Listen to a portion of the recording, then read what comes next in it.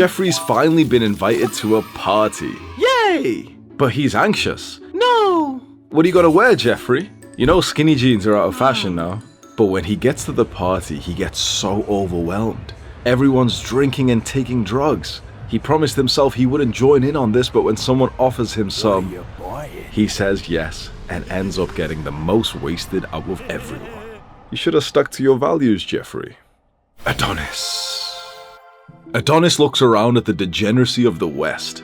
Why are they living like this? He looks at even the young people, the 12, the 13, 14, 15, 16-year-olds, the children, passed out on the floor. It's a sad sight to see. Building up alcohol addictions whilst they're still in their teenage years. You've got to help them, Adonis. Back in high school, I never really fit in.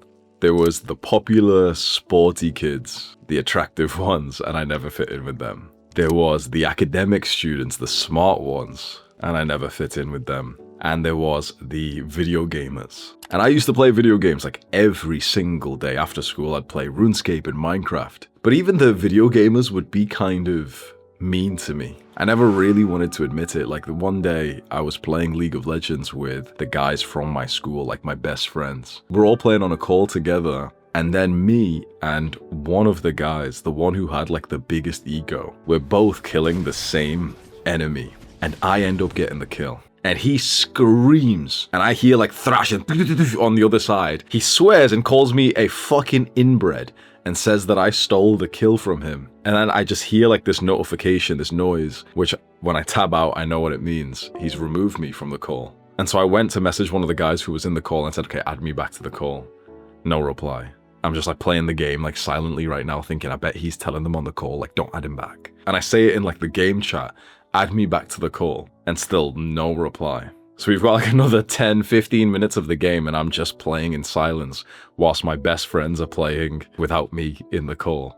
I always felt like I had such little respect from these guys, and maybe I deserved it, you know. I was like an awkward, like introverted young guy, right? I didn't really understand a lot of the things that was going on back then. But yeah, these were like my best friends, and they would often do this, or you know, they'd have like sleepovers and not invite me and stuff. But then when I'm about 17 years old and I'm in college, which is like just before university in UK, my psychology teacher comes up to us at the start of class and says that she's gonna move everyone around like our seating plan. And so she says, okay, Hamza, you go sit on that table over there. And then, you know, she's saying to other people, okay, Sarah, you go sit there, Jessica, you sit there, whatever. And then she says, Ryan, you go sit there next to Hamza. And I've never spoke to Ryan before, you know, I kind of like know about him, but I'm getting a little bit awkward because I'm like, he's gonna sit down and I'm not even gonna really look at him or acknowledge him. I don't know like how to speak to people. I don't know, you can just look at someone and say hello. So I'm just pretending that I don't see Ryan sit down. And then he's just got like the biggest smile on his face and he's like, you're right, bro. Sticks his hand out like this. And I look at him, I'm like, oh, like this. We end up talking a little bit in class. We end up making a few jokes and giggling and laughing. And then he says, after the class, we've got like this free period, like you've got 1 hour free. And he says, what are you gonna do? And I say, I don't know. I usually just kind of like sit around. And he said, me and 2 of the guys, we're gonna go in one of the free rooms and we just like listen to music and we just like talk and stuff. Do you wanna come? And I was like, yeah, sure. Okay, I'd love to, sure. So Ryan's a popular guy. Like one of his friends, his best friend, got rated like the most attractive guy in our college. Like in our yearbook, all the girls, all the guys rated him as the most attractive guy. This was like Ryan's friend, Danny. So this was like a high status social circle that I just accidentally got into just because my psychology teacher made Ryan sit next to me. We end up talking this day. I end up teaching them about weightlifting because they didn't really go to the gym, but I had been starting and they thought it was like such a cool idea. They wanted to get a 6-pack. They wanted to get some pecs and some arms. So they say, wow, yeah, we've actually got like some dumbbells at home, we'll start training. And I think because I told them about that, they kind of, you know, respected me a bit more. I kind of taught them something as well. And so around this time, we all turn 18 years old, and this is when people start going out to nightclubs. Before this, like 1, 2, 3 years before this, some of the people used to go out using like fake IDs or something, and a lot of the kids used to just like party at home and still drink and whatever. But now you can actually go out legally with like a normal ID. So Ryan says, okay, let's all go out. They go to parties and stuff, so they're used to this kind of thing. But for me, I've never been out like to a club before. I've been to like 1 or 2 parties before, and I just felt so awkward. But he says, yeah, let's all go to our town center in our city and we'll go to one of the clubs there. So first I have to convince my mom, like, what the fuck am I going to tell her, right? Because I'm not allowed out when it's like 10 p.m. Everyone's asleep. So I end up telling her, like, oh yeah, you know, like Ryan, okay, she knows him now, and yeah, I'm going to like stay around his place, and you know, his mom said it's okay, and I've never been allowed to like sleep over at a friend's house in my entire life. But I'm like really telling her, and she really likes Ryan because he's the type of guy who like, he'll come to your house and he'll talk to your parents, like he'll have a full conversation with your parents, and your mom will be laughing at whatever he's saying, and your dad will say things to him and whatever. So she really liked him, and when I said, okay, I'm going to be sleeping at his house, she finally said yes. And I literally couldn't believe it. I've never been allowed a sleepover in my life before. So I take my stuff, hug her goodbye. Ryan picks me up, he's got a car, so he drives me. We go back to his place and we start pre-drinking before this night. We go out, and it's my first night out in town center. I didn't know kind of what to expect, but I had seen things on, you know, like movies and Snapchat stories. And there's so many people from our college here, like so many. It's almost like another form of like the social life of school, but now it's so raw. Because the same people that I would see in college, now I'm seeing them kiss each other. Now I'm seeing them drunk and get loud and you know, stumble around. And even though I feel awkward, you know, I'm drinking and dancing with Ryan, we're making jokes and whatever, and I have a great time. And this was like my first night out ever. It's not far from summertime, and college is actually about to end. And me and Ryan know that like there's going to be a bit of distance between us because I'm moving to university and he's not. So I kind of said goodbye to my friend, and we didn't really see each other after this. I moved to university, and here I knew for a fact this like partying lifestyle is just gonna go to a next level. So I move into like my flat, my little bedroom in this like 4-student flat in this building right next to my university. One of the guys who's gonna be my flatmate, I see him, he walks in and he says, oh hi, nice to meet you. And we already talk about, you know, a few things, and we say, oh yeah, we should go out tonight. And we end up going out 2, 3, 4 nights a week. It gets like Freshers Week. We've been out a lot. We're going out to the clubs. There's some parties. There's parties here. There's parties outside. We get into this like drinking culture. I'm going out looking handsome. I've been going to the gym for a few years. My style has improved. I've been actually like styling my hair with like gel and wax instead of just water, which obviously it dries. I didn't even know what I was doing in college to like look more attractive. And so we're going out, and it's not uncommon for girls to like look at me at this point, me to kiss girls. And so of course this gets like so addictive. Like I'm fully in this like party lifestyle. I make another friend, he's from Kenya, and he's smooth with girls. Like he's charming, he's funny. He just talks in ways that I didn't realize you could like talk to girls, where, you know, he's playfully teasing them. He'll walk into a room and just shout like, way, like this, and everyone starts getting hype. And I'm like, what the fuck? I didn't realize you could just randomly make a noise and everyone would be happy. I thought you had to kind of walk in and individually speak to people or whatever. But us 3 guys, we end up having like a year of partying, and the first year of university comes to a close. I moved back home to my family house. It's like the summertime. I left as a virgin and I came back so much more confident, so in the middle of like parties and listening to the popular kind of music. I even go on a night out with those old friends, those video gamers. I go to the clubs with them. And when we're in the middle of a club together, I realize they are so awkward. Like they just chose to stand right in the corner and hold their glasses like up here. You know, they've got drinks, they're holding their drinks up here, just looking at people and kind of like judging them. And I wasn't used to this at all. Like I've been going to clubs for the last year, so I knew, okay, you can go in and dance and flirt with girls. So I'm like, I'm with these guys for a second and I'm like, yeah, this is kind of lame actually. So I end up leaving them. I go to the dance floor by myself, start dancing, and a girl comes up to me and me and her start kissing. And then when she looks behind me over my shoulder, she says, are those guys your friends? I look around and see them, and they're all looking at me. And I said, yeah, why? And she goes, I think they're making fun of you. And I didn't completely understand, you know, how she thought they were making fun of me, but I just knew it was true. Because these were the type of friends who would look at you speaking to a girl and find it like something worthy of like roasting or making fun of you, even though they're the ones stood in the corner of the club judging everyone else who's having fun. I get this girl's number, a couple of hours passes, you know, we get drinks and whatever, and it's late now, it's 2 a.m., 3 a.m. Most of the friends have left, only one friend is left with me. He wasn't the one who removed me from the Skype call. I wish it was actually, but he wasn't, but he was still one of the ones who sometimes would be like kind of mean to me. And I just felt like he was like so awkward because his perception of me was like this, you know, like the lowest status of the low status friendship group. We were all like, we weren't popular, but also I was the least popular out of all of us in high school. And now it was like I just broke his brain with my ability to be like smooth in like the party environments. So the summer passes, like I'm at home and I'm just going to the gym, I bulk up, I get up to like 170 pounds, so I've actually got some decent size, I'm not like just skinny anymore. And I go into my second year of university And this time, my flatmate, we'll just say his name is H. Before this point, I had drank a lot when I'd go out,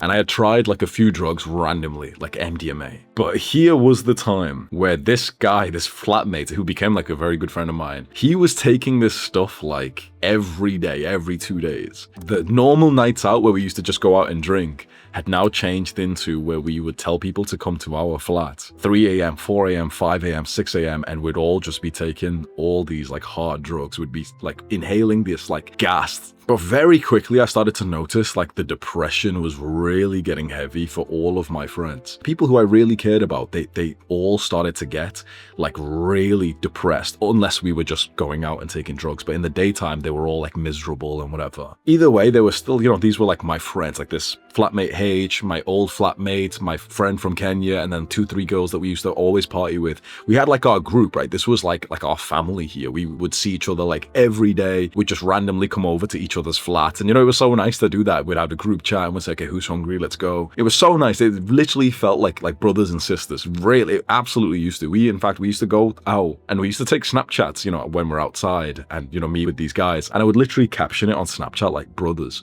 when it was me and these guys and we're all like fucked up dancing. That all changed one night when we were in a pub just outside of the club that we were going to go to. So we went to this pub for like pre-drinks first, and then we're going to go to the club afterwards. We're here just having a few drinks. Everyone's energy is like, you know, a little bit low because we've been going out so much. Everyone's a little bit tired, but we're going to go out properly, you know, after this into the club. And my phone keeps going off because my dad is like, honestly, he's harassing me. He sent me a full page, you know, like a full screen of messages, just saying like weird abusive stuff, like being horrible, you know, like stuff that like, it was horrible to read. Like I forgot what he was saying, but you know, he's like, oh, you're this, you're that, send me money, do this. Like it's fucking crazy to read it. I was like, what the fuck? I hardly speak to my family now because I've wanted to create some distance from them. They're just abusive in this. And this started to trigger me like fucking crazy. So for the first time in years I ever spoke to someone about my family, I said it to everyone here, my brothers and my sisters. And I was like, oh, my dad's sending me all these messages. I hate this, you know, my family's so abusive. I look around to my brothers and my sisters, my best friends at university, the people I thought I was so close to. And they all look at me like this, like, and they just kind of go silent. And I realized that this was never friendship. They're not my friends. We're all friends with the drugs. We're all friends with the clubbing environment, with the dopamine. We're not actually real friends. A real friend would have stood up and hugged me and said, oh, what's he saying? Oh, it's gonna be all right, man. I don't know, yeah, well, maybe he's just having a bad day right now. But they looked at me with this sort of face of like, hey, shut up, you're ruining the vibe. Like, we came here to like dance and party, and we're not here to be like sensitive towards one another. From that point on, my connection to these people just got like tainted. When we used to go out to clubs and parties, it used to be like this hype thing, we'd all be laughing. And I noticed around this time, like my second year of university, near the end of it, there was like this shift where we stopped being friends with each other. Like, you know, the 2 girls started to go out by themselves. 1 or 2 of the guys separated. And then me and my friend from Kenya, me and him started to go out together. This one night we leave, it was Valentine's Day. And we leave this club. We're walking home, me and him. And, you know, we're like kind of hype. We're going to go to the takeaway, like to go get some chicken at nighttime. Across from this road, like this big intersection kind of road, there's a group of people. I'm talking probably about 8 guys. And one of the guys at the front of all of them is shirtless. And he's walking like this. And he's shouting stuff. I can't really hear what he's saying, but he's shouting like, you know, loud, angry stuff. And so my friend just looks over at him and starts shouting to him. The guy wasn't shouting at us. He was just kind of shouting and maybe at someone in front of him or just in general. But my friend starts shouting, whoa, like this. So the guy turns his head and he starts marching towards us, angry. He's shirtless. I literally remember I'm so fucking scared at this point that when he's walking over, I swear to God, this is gonna sound embarrassing, but I give him a compliment. He's walking over aggressively and I'm like, oh yeah, your physique's really nice, bro. Like I say that. He doesn't really hear me. Him and my friend are shouting as they, like, you know, they get closer. He gets closer. This guy who's fucking shirtless, he's walked across this entire big fucking road, like a really long road. He's walked across it. He gets over to us and he just pushes my friend hard. The only thing I remember just before he actually pushed my friend was I went like this.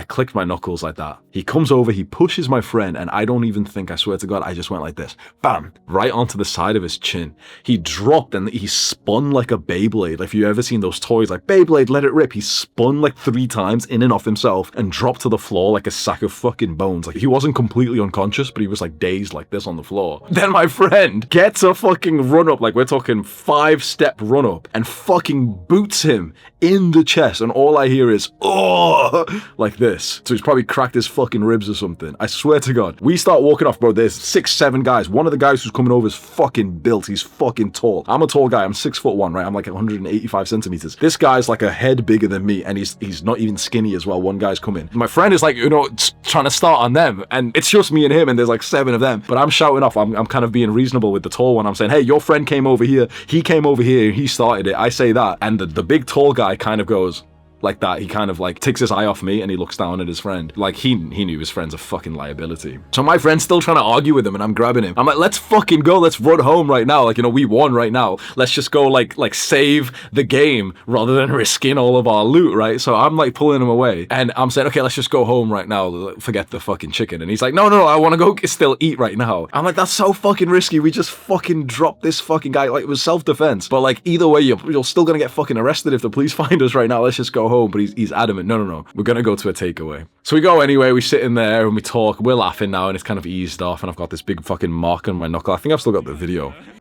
How many guys? Me and you. Verse, 4, 5? 4.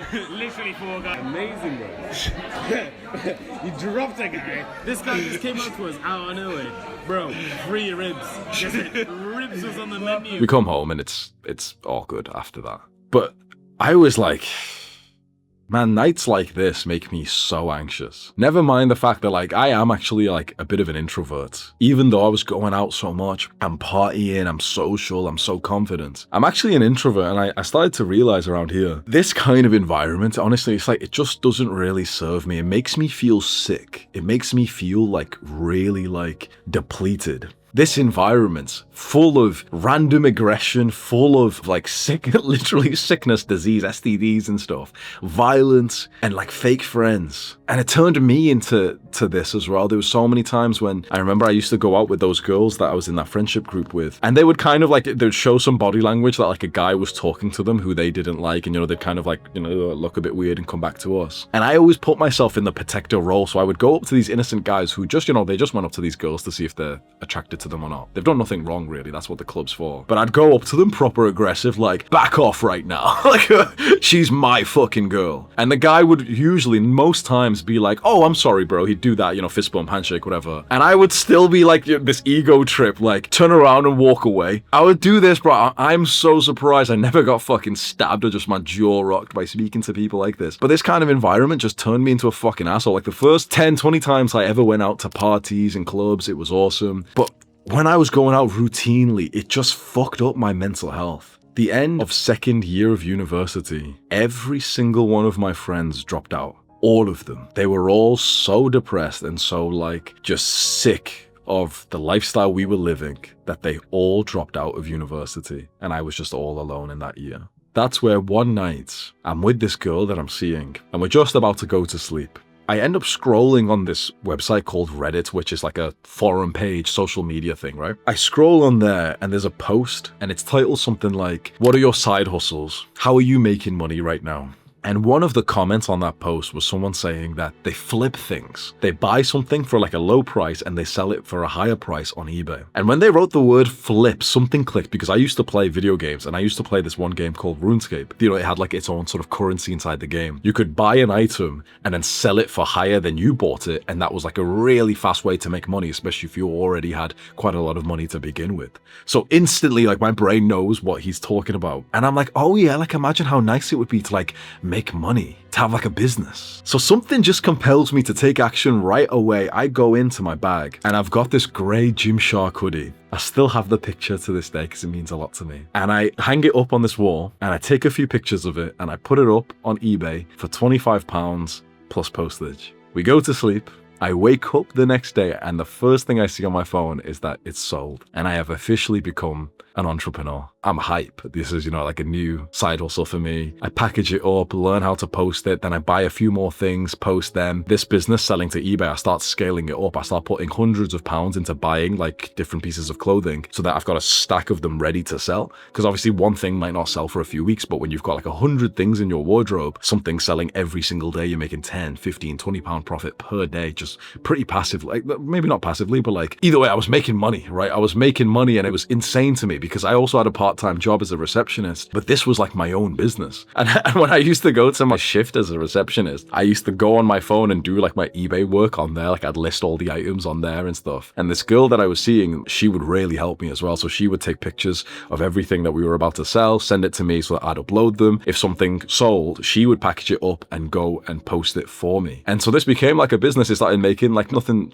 super crazy, but like hundreds of pounds a month profit, which for me was so encouraging. And that got me started in entrepreneurship. I get into entrepreneurship, I read The 4-Hour Workweek by Tim Ferriss, and I read The Millionaire Fastlane by MJ DeMarco. They're like my business money education. And then I start a new business, I get into drop shipping, and that ends up making a few £100s a month because I did it in like a different kind of way than most people was doing it. So it was okay. I was making like £500, £600 a month just from my business. And also I was making like 900 or 1,000 from like my part-time job. Here I really just got into entrepreneurship, and I realized the kind of business I wanted to build was, I've always wanted to be a YouTuber. So once I finally had gotten away from like the party environments, taking all these drugs, these late nights, the dirty food, the chaotic people, and all the dysregulation, when I got away from that and I kind of started to live a more peaceful life, my ability to work and to desire and to actually make real progress in goals just skyrocketed. I never really had this